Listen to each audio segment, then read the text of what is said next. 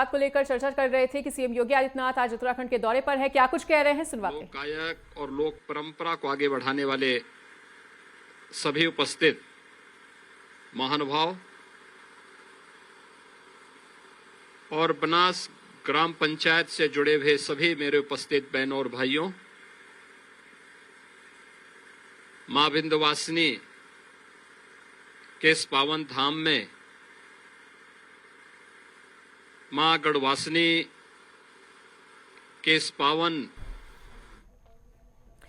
तो पौड़ी से सीएम योगी आदित्यनाथ को सुन रहे थे, जो कि अपने एक निजी कार्यक्रम में पहुंचे हुए हैं और इस दौरान उन्होंने वहां से जनता से मुलाकात भी की है और जनता को संबोधित करते हुए उन्होंने क्या कुछ कहा वो भी हमने आपको सुनवाया। तो एक बार फिर से आपको सुनवाते हैं सीएम योगी आदित्यनाथ क्या कुछ कह रहे हैं। भक्त वत्सल बजरंगबली की इस भव्य प्रतिमा और राम दरबार की मूर्ति प्राण प्रतिष्ठा कार्यक्रम के माध्यम से हो रही है। मैं इसके लिए सबसे पहले धन्यवाद दूंगा श्री मंजीत सिंह नेगी जी को, उनके परिवार के सभी सदस्यों को, जिन्होंने उत्तराखंड राज्य के अंदर अपनी जन्मभूमि को केंद्र बना करके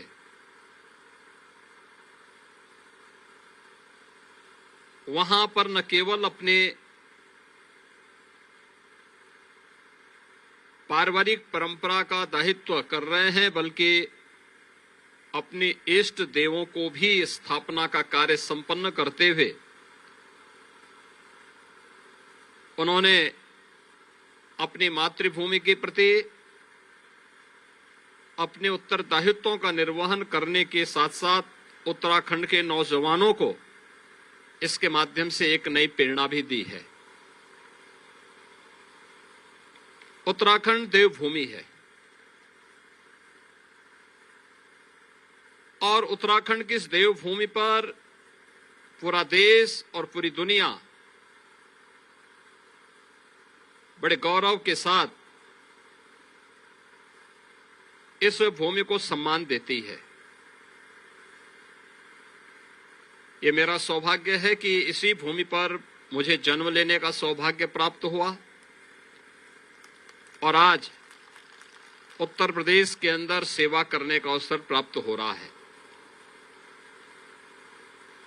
यहां के इस विशाल प्राकृतिक सौंदर्य को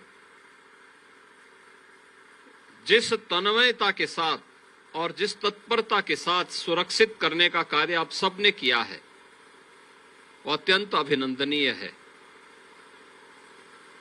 मैं यहां पर देख रहा था, अभी नई नई चीजें आ रही हैं, नया विकास हो रहा है। हेल्थ एंड वेलनेस का इससे अच्छा केंद्र और क्या हो सकता है, जहां सब कुछ प्राकृतिक है,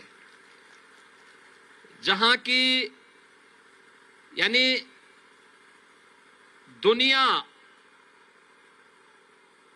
नेट जीरो की बात करती है, यानी कार्बन उत्सर्जन जहां जीरो हो। और मुझे लगता है कि देश के अंदर एक ऐसा क्षेत्र जहां पे कार्बन उत्सर्जन नेगेटिव में है, जहां पे कार्बन उत्सर्जन की कोई संभावना ही नहीं, इतनी वन संपदा है, इतना प्राकृतिक सौंदर्य है। और ये प्राकृतिक सौंदर्य जहां होगा वहां आध्यात्मिक अनुभूति स्वतः होती भी दिखाई देगी, और आध्यात्मिक अनुभूति होगी तो ये मान करके चलिए कि वो देवभूमि के अलावा दूसरी भूमि नहीं हो सकती है।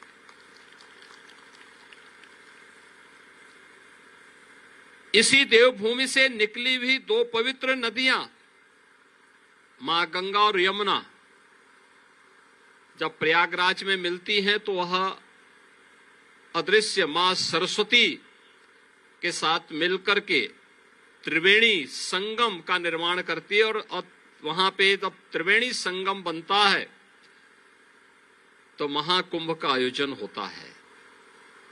प्रयागराज में इस समय महाकुंभ का आयोजन चल रहा है और मुझे बताते हुए प्रसन्नता है कि पिछले 22-23 दिन के अंदर प्रयागराज में महाकुंभ में 39 करोड़ श्रद्धालुओं ने त्रिवेणी में डुबकी लगा करके, आस्था की डुबकी लगा करके अपनी आस्था को व्यक्त किया है। दुनिया ने भौतिकता के लक्ष्य को बहुत प्राप्त किया है। अब वह आध्यात्मिक रूप से शांति चाहता है, सुकून चाहता है और उसके लिए उस प्रकार का वातावरण देना, यह सरकार का दायित्व भी है और समाज का दायित्व भी है। दोनों मिलकर के जब चलेंगे, इस प्रकार का वातावरण अपने आप बनेगा। आप अनुमान करिए, अभी प्रयागराज में महाकुंभ का आयोजन 26 फरवरी तक चलेगा, 20 दिन और होने हैं। 39 करोड़ श्रद्धालु तो अभी तक आ चुके हैं और 39 करोड़ का मतलब दुनिया की तीसरी बड़ी आबादी, यानी भारत की आबादी या तो इससे ज्यादा है या चीन की आबादी इससे ज्यादा है। और जब 26 फरवरी को महाकुंभ प्रयागराज के समारोह का भव्य आयोजन होगा, आप अनुमान करिए तब तक मेरा अनुमान है कि 50 करोड़ श्रद्धालु प्रयागराज के महाकुंभ में मां गंगा, मां यमुना और मां सरस्वती की त्रिवेणी में आस्था की डुबकी लगा करके पुण्य के भागीदार भी बनेंगे और एक भारत श्रेष्ठ भारत का संदेश लेकर के भी जाएंगे।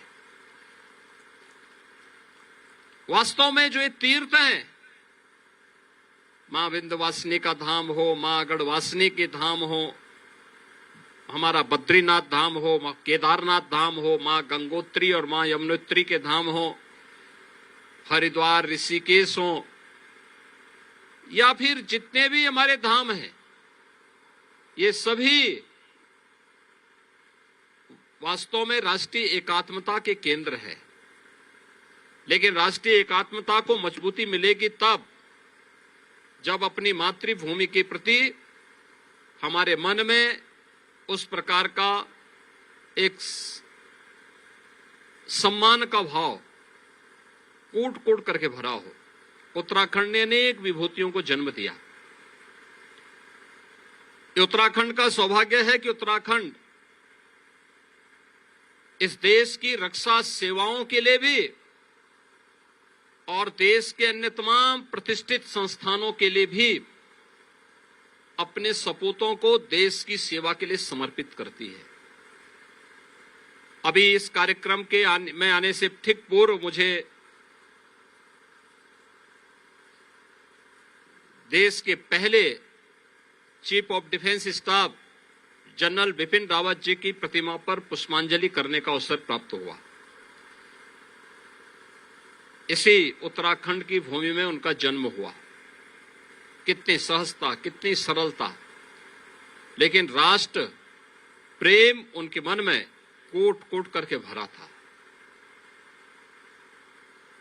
जंग में जीत का दूसरा कोई विकल्प नहीं हो सकता, वह विकल्प केवल और केवल राष्ट्र प्रेम है। वह भाव आपके अंदर पैदा होगा राष्ट्रभक्ति से, और यह कहना था जनरल बिपिन रावत जी का। इस धरती ने बहुत, चाहे वह सेना में हो, राजनीति के क्षेत्र में हो, जीवन के प्रत्येक क्षेत्र में अनेक विभूतियों को जन्म देकर के देश की सेवा के लिए समर्पित किया। और उसी परंपरा में मीडिया के माध्यम से जन सेवा के इस कार्यक्रम को और मातृभूमि के प्रति अपने उत्तरदायित्वों के निर्वहन के इस अभियान को आगे बढ़ाने का जो कार्य मैं देख रहा था, आज से लगभग 8 वर्ष पहले श्री त्रिवेंद्र सिंह रावत जी ने इसी उत्तराखंड में रैबार नाम से उत्तराखंड के लोगों को एक मंच दिया था, एक प्लेटफॉर्म दिया था। और वह कार्यक्रम, आज उस कार्यक्रम को श्री मंजीत सिंह नेगी जी निरंतर आगे बढ़ा रहे हैं। मुझे इस वर्ष दिल्ली में गत वर्ष इस कार्यक्रम में सहभागी होने का अवसर प्राप्त हुआ था। अलग अलग विभूति एक मंच पर आते हैं तो विकास की एक सोच को आगे बढ़ाते हैं, और आज उन्होंने एक नया विकल्प दिया। यहां पे इस बनास गांव में मां विंध्यवासिनी और मां गढ़वासिनी के इस धाम में प्रभु श्री राम की मूर्ति की स्थापना का कार्यक्रम करके, बजरंगबली की मूर्ति का कार्यक्रम का स्थापना करके, मां गढ़वासिनी की मूर्ति की स्थापना करके यहां पर उन्होंने उस दिव्य अनुभूति को और मातृभूमि के प्रति अपने उत्तरदायित्वों के प्रति उत्तराखंड के नौजवानों को एक नई प्रेरणा दी है। ये हमारा सौभाग्य है कि गत वर्ष ही इसी जनवरी माह में